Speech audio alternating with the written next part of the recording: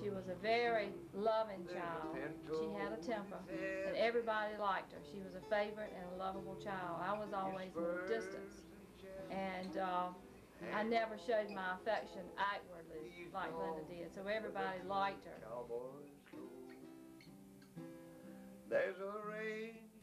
Well, I remember, I guess the most outstanding thing that I remember is hearing Johnny pray. We could hear Johnny pray clear here, clear over here. And I remember too that they were such good neighbors because at that time I did not have a car and my husband was gone nearly all the time and I had to call on Hilda and she was so good to help me out. And Johnny was always a good neighbor. I remember that. I would say Johnny is an upright, honest Christian man. I believe he loves God, and I believe he loves his neighbor, and I believe he tries to live right the best he knows. I have confidence in Johnny, and I appreciate him as a Christian brother. I know during the years that he helped Percy when he looked after the farm that we used to own, he and Percy got along. They just didn't have any problems. They got along. They worked well together. And it was a pleasant relationship. And I just don't have anything bad to say about John. Drifting along with the tumbling tumbleweed. I'm a roving cowboy, riding all day long. I married Johnny's brother, and he was 9 years old, I believe he was, when we got married. He used to stay with us some, and when he got saved and changed his life, living a Christian man. I'll ride alone and sing a tune. See them tumbling down, pledging their love to the ground. Lonely but free I'll be found, drifting along with the tumbling tumbleweed. Just about all my life. He was come over here hunting. He was hunting with Marv and bird hunting a lot, and then when we started deer hunting around here, we used to deer hunt over the East Lake, Inland Waterway. Where else? Well, it was Ryan Hill. That was mostly where we deer hunted at. In the first deer he killed Ryan here. When was Johnny with you then? Yeah, that that was on the dirt road down by Manley Farm, and me and him both shot him. We saw him coming across the road, and we shot him. He shot him, I think, 3 times. I shot him 5 times or something when he crossed the road, and he fell in the ditch on the opposite side. That was the first one. Then a few minutes later, we looked, and another one was crossing the road about maybe 200-300 yards up, and he went on across 17, crossed another road. We went on around there. Mr. Johnny got out of the truck, and I took his truck and went on around 37 on up to a road, and when I got to 37, that was the deer crossing the road, and on nothing running but his 2 dogs, Brownie and Black Man. Might have been one of his other dogs, but we picked them up over there on picked up everything but Brownie, and she kept on running on out to 37 where the highway was real busy, and to find out the deer had already crossed there, so we picked Brownie up then. Real good hunter. I remember the first time I ever went with him really hunting. We were hunting dogs. I had to go to East Lake. He left Brownie and Black Man over there, and a guy called him, said he was underneath the water tower. When you say hunting dogs, you mean you were hunting deers using dogs? No, we were hunting dogs this day. Oh, no, we'd already been hunting, now we're hunting the dogs. That's what it's called, deer hunting, I think. I see. But we went over there and we picked up the 2 dogs, and on the way back, I passed a pond on the right-hand side before you get back to in Columbia there. And I said, Mr. Johnny, there was 4 ducks in that pond. He said, you want to shoot them? I said, yes, sir. So he turned around and went back up there, and when they come up, I killed 2 of them. Crawled across the fence, got them, come on back home. But we used to bird hunt a lot together. Marvin and Mr. Johnny laughed at me one day because I had a over and under, and they had a Brownie, they had 3 shots and I only had 2. Right. Said he was going to beat me. And we were hunting Diamond Beach Spring here right at dark.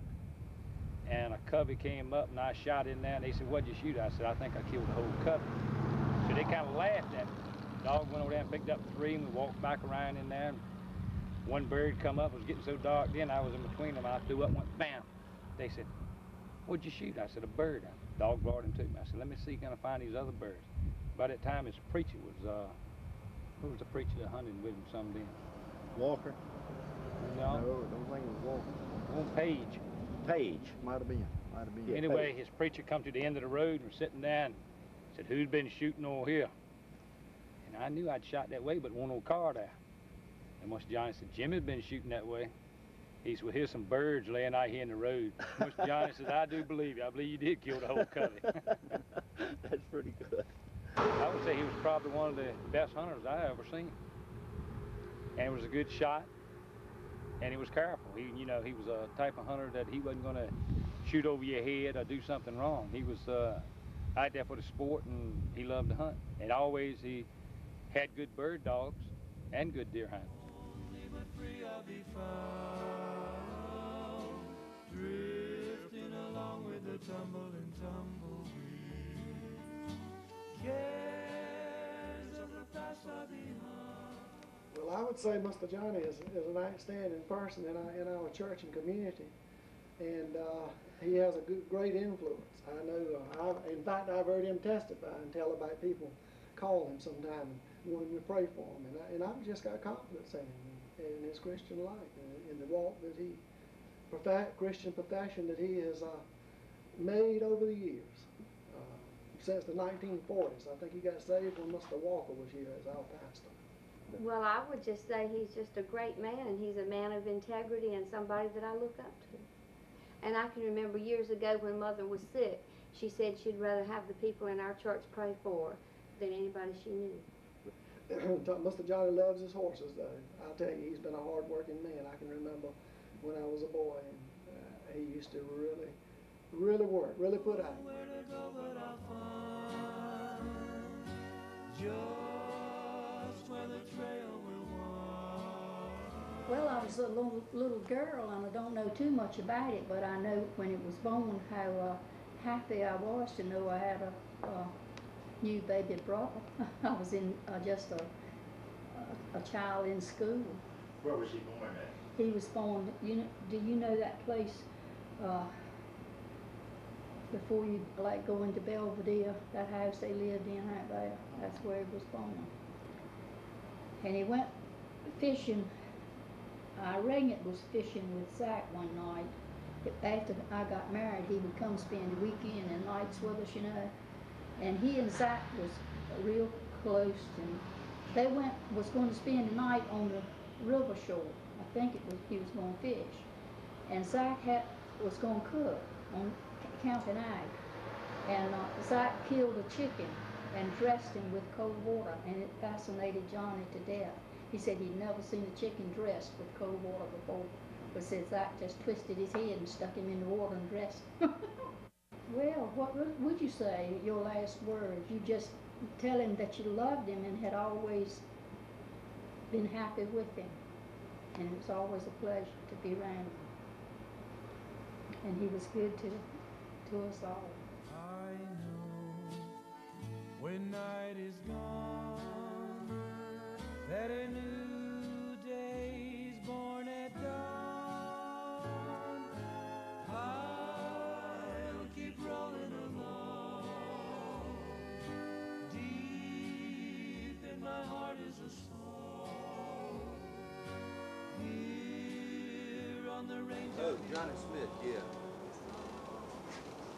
He's Johnny's my uncle, a real good man.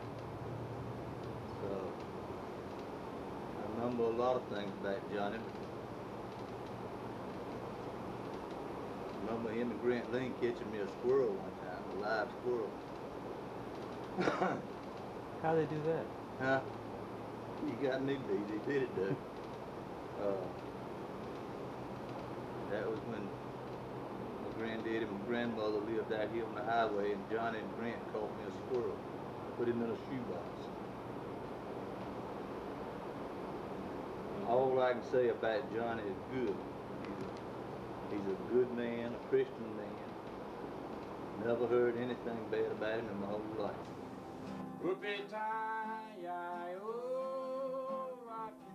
Well, you can talk about Tom Sawyer. And you can talk about Jesse James. You can talk about Rip Van Winkle and other men of fame. But if you're looking for a character with height and depth and width, if you're looking for a character that's bigger than a myth, then you'll be needing to hear the story about old Big John Schmidt. No, not very big in stature, you see, but very big in name. Because he's good, honest, and fair, it gives him claim to fame. Now, Schmidt never rode a raft up the Mississippi, but he did ride old Faithful Time on many a local trip. He didn't sleep for years and years, and he has no great long beard. But the bushy coons in Hertford town, he always keeps them feed. Now, when you talk about the work he does, you're talking about a heap. And if you try to catch him crying about it, you'll never hear a peep. The sun goes up and the sun comes down as this old world turns round and round. While the humming of an old Ford tractor's this farm boy's favorite sound. Now, when you set him down to supper, he'll pucker up for pig. But if you try to feed him fresh ground round, he'll frown and turn you down. Now, Smitty has a heap of friends, but he hasn't any foes. He also has a couple hounds with a sharp, keen nose. Brownie, he's the brown one, and Black Man, he's real dark. And John don't waste their talents a-jogging through Central Park. He runs them through the flatlands, and he runs them through the knolls until his puppies catch the scent, and boom, off his rifle goes. Well, enough's been said about this man, and it's all been very true. But there's one dangerous thing about old John, so I'm forced to caution you. If you're round him in the evening, enjoy the setting sun. If you're round him in the noontime, enjoy his wit and pun. But when the cold winds begin to blow and your fingers start to freeze, get 'em warm in any way, just don't touch Big John's knees. See you later. Well, the longhorn cattle feed on the lowly Chesapeake. I'm back in the saddle again, riding the range once more, boarding my old 44, where we sleep out every night, and the only law is right, back in the saddle. Whoopie-tie-I-oh, rockin' to and fro, back in the saddle again. Whoopie-tie-I, I ain't going my way, back in the saddle again. Riding the range once more, boarding my old 44, where we sleep out every night, and the only law is right, back in the saddle again.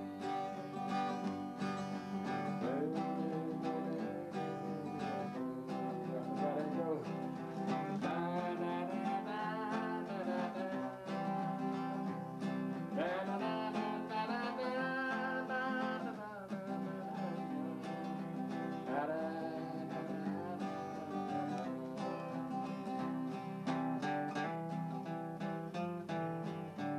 Norman Fell said he gave that to Gene Arthur.